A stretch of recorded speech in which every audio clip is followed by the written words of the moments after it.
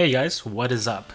It's been a while since I uploaded a new video, but I wanted to share this information to you guys that are my Another Eden followers. And just so you know, the Japanese version of the game recently is about to hit its 3rd-year anniversary. And with that said, a lot of big things are in store. What's going to be discussed in the video is going to be somewhat spoilery for the future content. So if you don't want to be spoiled with story related things, then I would suggest watching this at a later time. Although for the most part, it's just going to introduce the new characters that are going to be set in the new area for the continuation of the story. So there's a lot to cover. Let's start with this. I'm going to show the trailer for the new update 2.5 in the background, and I'm just going to recap what the anniversary edition said in offer. So first up, they did a character popularity contest, and no surprise, Aldo is still reigning champion. Mario was 2nd, Suzette was 3rd, Isuka was 4th, Hismina was 5th, Shine was 6th, Felmina was 7th, Myris was 8th, Varro was 9th, and Fine was 10th place. Some things to note from the update is that they are now considering giving another style characters manifest weapons. First starting off with Suzette's another style. And they were also talking about giving Mario a manifest weapon, although they didn't really specify whether it's going to be her normal form or her another style form. But I can imagine if her normal form gets a manifest weapon, how crazy will she become? She's already really great. Maybe not the top tier healer support that she was when the game first came out, but I still think many people run her if they want to have a safe team, or if they don't have a team that is completely specialized in a specific monotype. Anyways, some fun tidbit was that amongst the male players, Amy, Ferran, and Azami were the top 3 choices, and for female players, Seti, Shiguri, and Severo were the top 3 choices. Anyways, with the Year 3 update version 2.5, it is coming this Saturday from Japanese time, so it'll actually be on the Friday for US. So the tentative name for this episode is called Song of Swords and the Lost Wings Part 1. And compared to the other episodes, this one roughly has 4 times the volume, which will include 10 chapters total. You must have chapter 25 to be completed in order to play this. There's going to be a new Western continent called Cerberia, and the featured characters in this story is going to be Melina, Rosetta, and Pry. They showcase 2 new characters, a male character tentatively named as Klart. He's possibly a sort of fallen angel. You can actually obtain him by progressing through the story.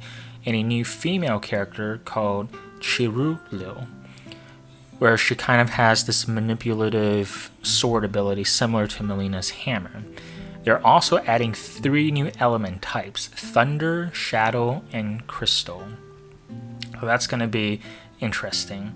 And Chirulu possesses a new type of skill, currently called Lunatic, that can be used once per battle to enhance her skills for 3 turns. With this addition, they're adding 2 paid banners for Melina and Rosetta, and I think this is the first time where they're actually guaranteeing you the character to be pulled on your last pull, since they say that pulling gives a 100% chance to obtain the 5-star version of the characters. I'm actually really interested in that, because if they could make that for future banners for characters, that would make at least spending money on the game for those that want to support by giving them $25. At least you'll be rewarded with the character. And I think that is a much more fair business strategy than the gacha system, especially since Another Eden doesn't really have a safety net. Anyways, another big thing is that Jade's 5-star is also introduced. So he is a possible chance encounter character that you can get, similar to how you would do Garyu, Azami, and Serene. And another style, Ferran, was also announced coming into the gacha. She looks absolutely beautiful, and I just want to note that with Jade's 5-star form, there is a possibility they might give him the Deirdre treatment where she was an okay character, but then when the update for her episode came out that introduced another style, Annabelle and Deirdre's 5-star form, she became a powerhouse. She is meta when it comes to fire attack teams. Anyways, with this new update, we're also going to get 3-year campaigns. So for the Japanese version at least, there's going to be, gacha paid, and they can all be done 3 times to pull for Chirulu or for on another style. There's going to be 1,000 gems bonus once upon login, and a 30-day total of bonus logins where starting from the 11th of April, players can log in to get 100 gems a day for 10 days and then 50 gems for 20 days after that. I'm hoping that Global gets something similar, since WFS does seem to like the Global crowd a lot. Even though Japan didn't get anything during the first anniversary for Global, I'm hoping that they would do something special for the Global player base, since you guys are getting caught up with the game very quickly. There's also bonus content that they're adding into the game. So now parties can be renamed to whatever you want, and you can have up to 10 different parties at once now. They're also introducing bonuses to light and dark. So they're getting an update where if you have 80 light or dark points, you get 1 more skill that you can add to your character. If you get to 120, you get 1 more badge. And then if you get to 200, you get 1 more Grasta slot. And if you max out a character at 255, all the stats of that character goes up by 10.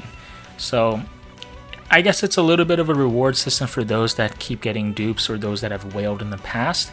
I don't think it's going to be necessarily game changing, but it is a little bit of a power creep at the same time. But I think it's still a welcomed one, just because if you've been playing this game for 3 years in a row now, you're going to have some characters that are, in the hundreds range, some maybe even maxed out depending on how much you've grinded.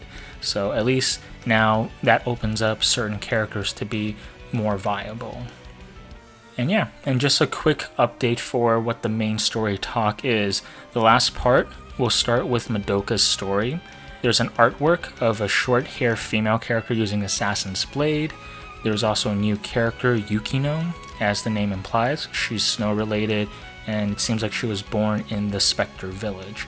There's a new area shown called Spectre Shrine, and a few other new areas, a jungle village with a new kind of characters, some in relation to Ogre Rancorum, and then some kind of huge vehicle with a city that is on his back. So yeah, that's pretty much it for this video.